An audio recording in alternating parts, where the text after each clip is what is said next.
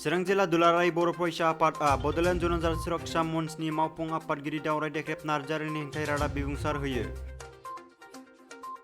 थांनाय 31 आगस्ट खालारखालि सानसेयारि असमिया खौरां बिलाइ दैनिक अग्रदूतनि गेजेरजों मिरु एबसुनि आफादगिरि दिपेन बर'नि हेंथायै माखासे सोद्रोम गैयै राव बाहायनानै मोनसे लिरबिदां फोसावदोंमोन।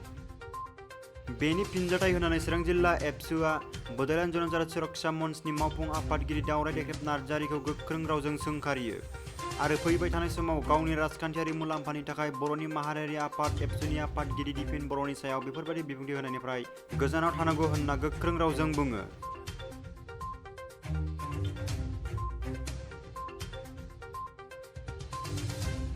चिरां जिल्ला दुलाराय बर' फरायसा आफादआ बड'लेण्ड जनजाल सुरक्षा मन्चनि मावफुं आफादगिरि दावराय देख्रेब नार्जारिनि हेंथायै रादाब बिबुंसार होयो। थांनाय 31 आगस्ट खालारखालि सानसेयारि असमिया खौरां बिलाइ दैनिक अग्रदूतनि गेजेरजों मिरु एबसुनि आफादगिरि दिपेन बर'नि हेंथायै माखासे सोद्रोम गैयै राव बाहायनानै मोनसे लिरबिदां फोसावदोंमोन। बेनि फिनजाथाय होनानै चिरां जिल्ला एबसुआ बड'लेण्ड जनजाल सुरक्षा मन्चनि मावफुं आफादगिरि दावराय देख्रेब नार्जारिखौ गोख्रों रावजों सोंखारियो आरो फैबाय थानाय समाव गावनि राजखान्थियारि मुलाम्फानि थाखाय बर'नि माहारियारि आफाद एबसुनि आफादगिरि दिपेन बर'नि सायाव बेफोरबायदि बिबुंथि होनायनिफ्राय गोजानाव थानांगौ होनना गोख्रों रावजों बुङो।